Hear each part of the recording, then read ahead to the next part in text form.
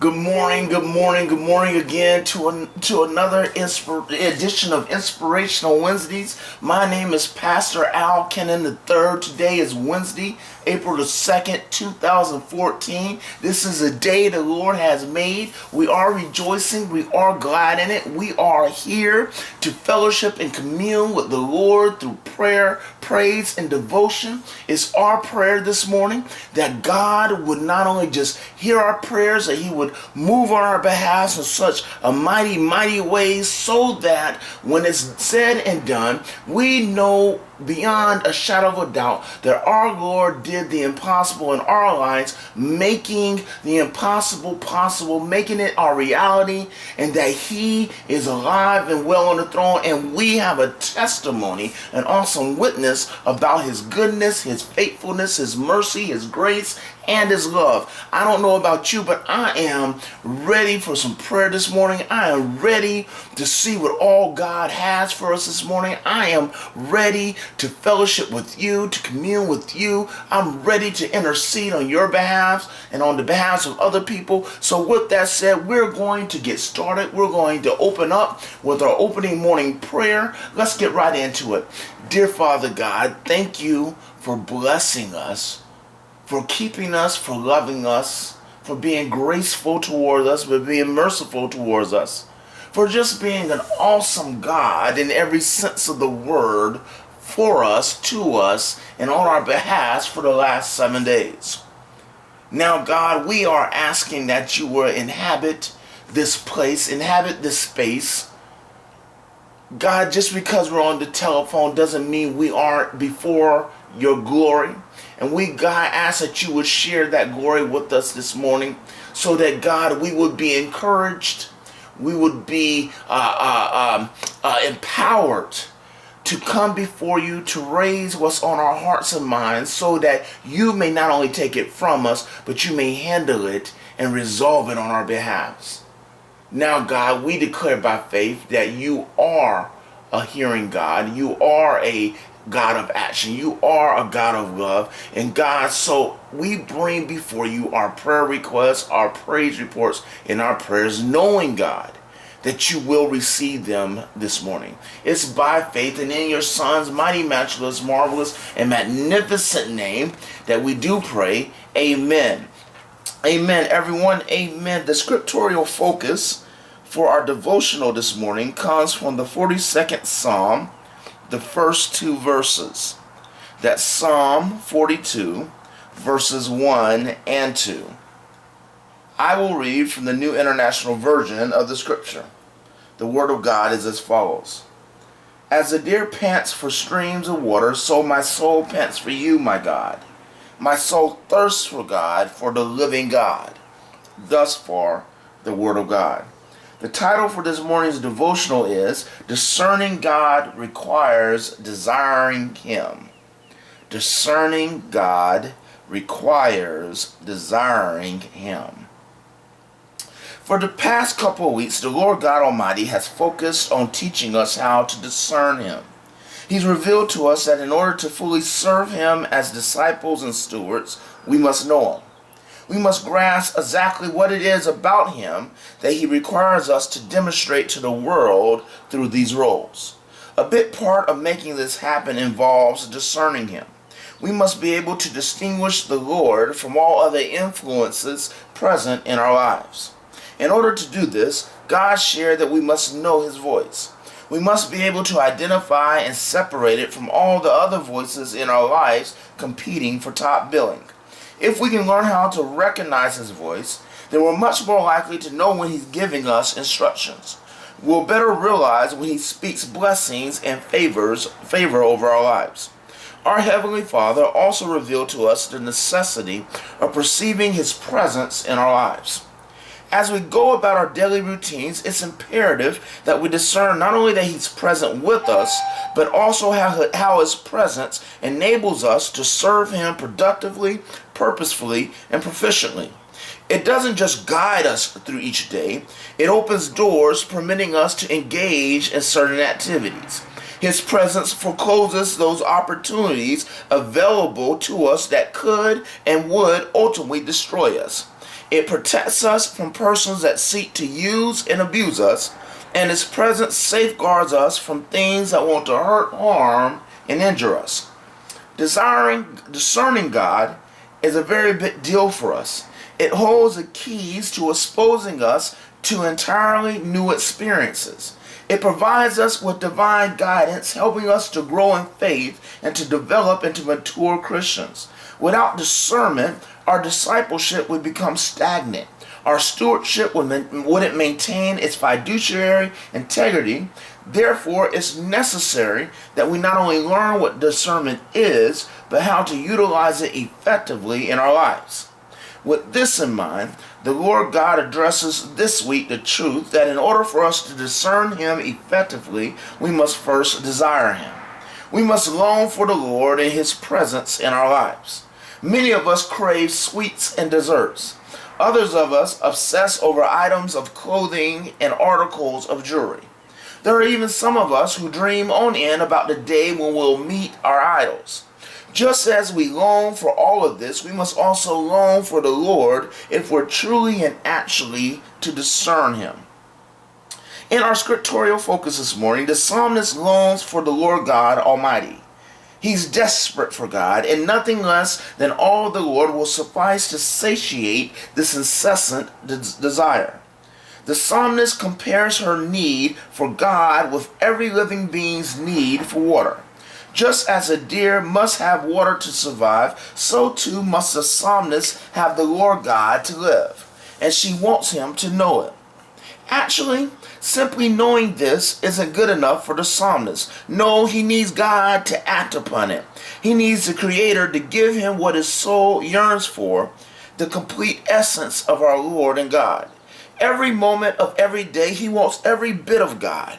The psalmist wants the Lord to make every aspect of himself available to him. This includes God's glory, it includes His love, it includes His companionship and counsel, it includes His care and nurturing, it includes His provision and protection, it even includes His correction. When it's all said and done, it includes the Lord's all and all. You see, the psalmist isn't willing to accept 2/3 of God, nor is he willing to receive just 9/10 of the Lord. He wants 100% of God, and he wants all of the Lord right this very instant.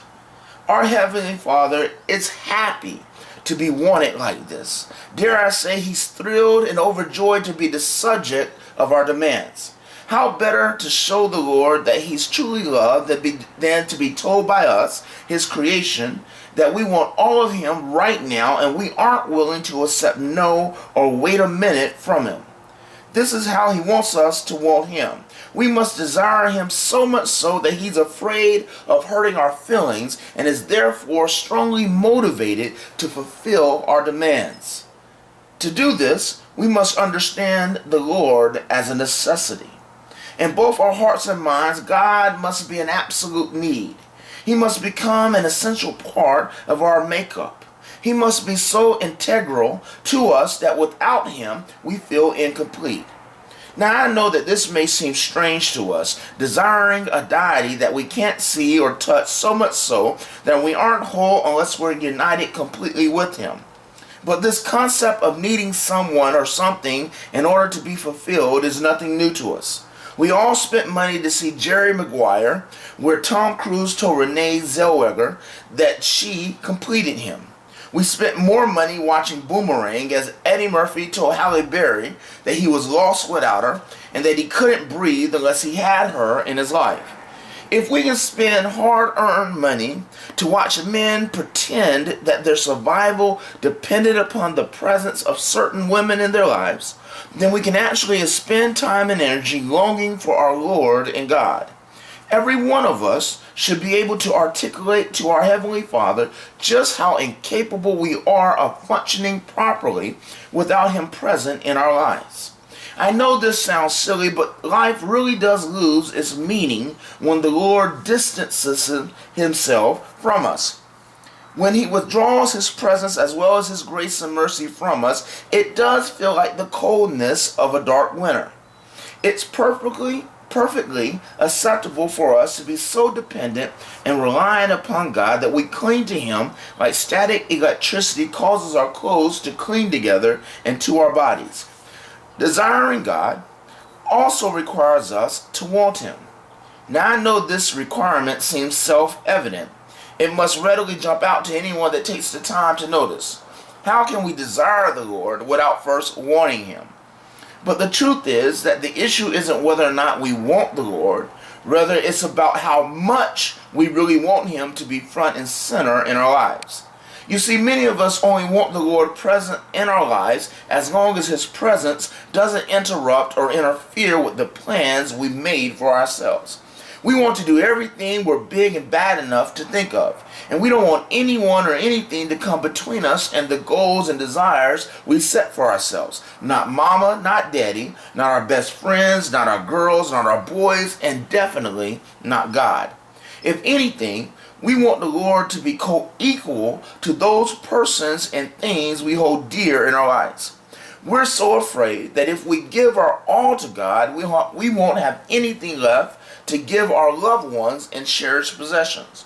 We act like we're more worried about offending other people and upsetting other things than we are about upsetting and offending God. Here's a secret about discerning the Lord. If we aren't willing to love Him first and to love Him best, then He ain't that willing to make Himself fully known to us. Why reveal Himself to us completely if we only want a small piece of Him? We don't give all of ourselves to persons who only want us partially. Why then should the Lord be any different? You see, the Lord God freely and fully gives to those who freely desire to fully know Him. That's the correlation. If we want more of Him, then we have to actually want more of Him.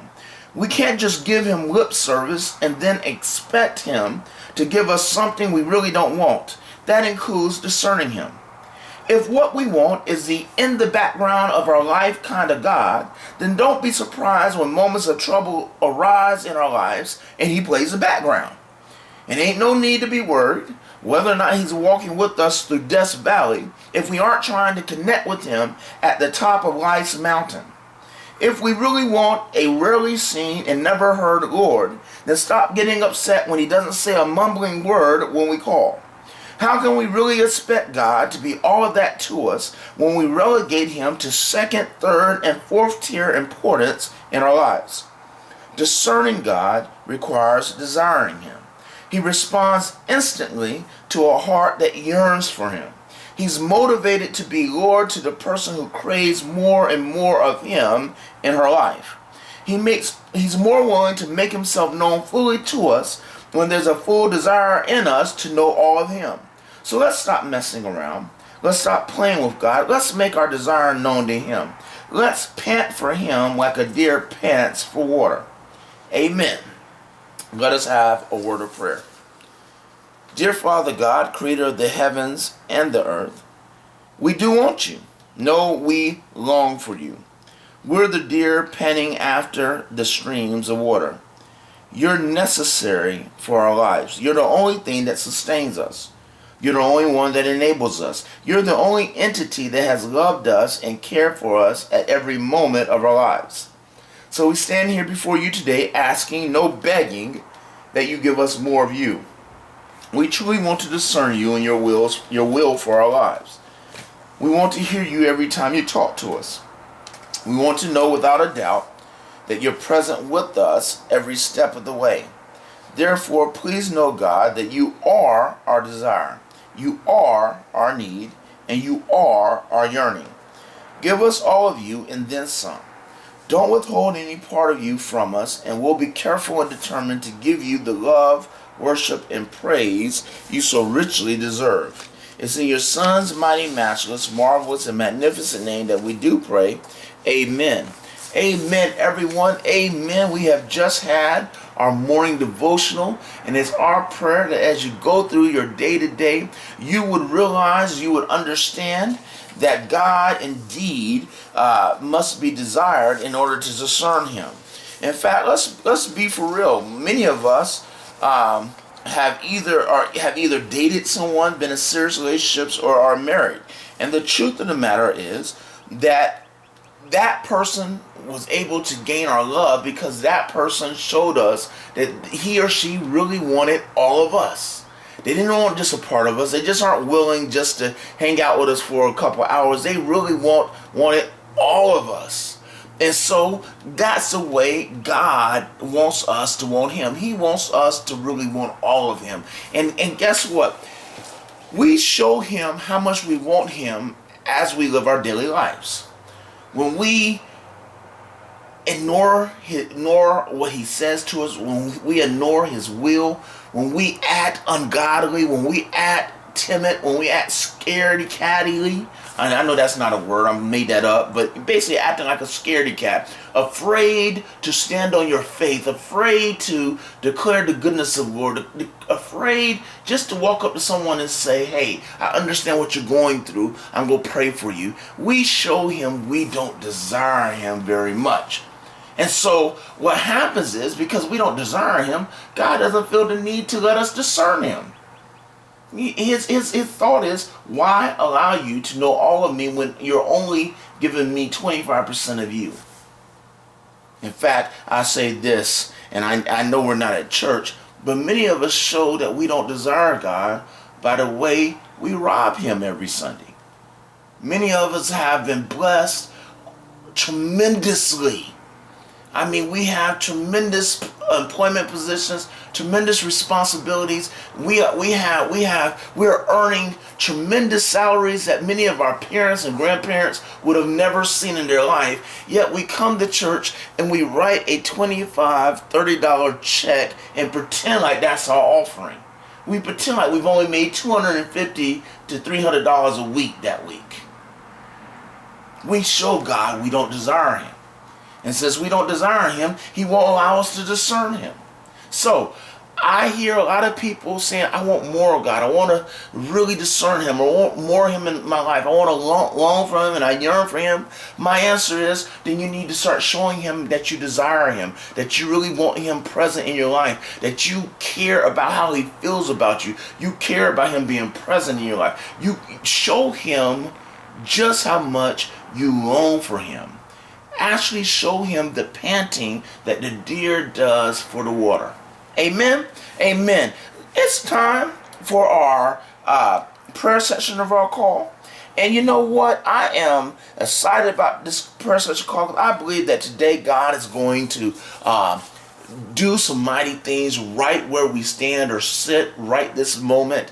In fact, I believe that God has been eagerly waiting for this moment because this is the time when we are going to articulate our fears, our concerns, our worries, our doubts, those things that have us hemmed up or backed into the corner, those things that have us stuck between a rock and a hard place, that God has been waiting for literally eternity for us to get to this day and this moment for us to share with him what it is that we need him to do on our behalf. And so we want you to take full advantage of this call. We want you to realize that you are in the presence of God. Yes, I know that we're on the telephone and no, I can't see you. You can't see me. But the truth is we're gathered together in spirit. And where we are in spirit, it doesn't matter where we are. You could be on a subway platform. I could be at the top of a building. The fact is we're together in the presence of God. And God has shared with us where two or more are gathered,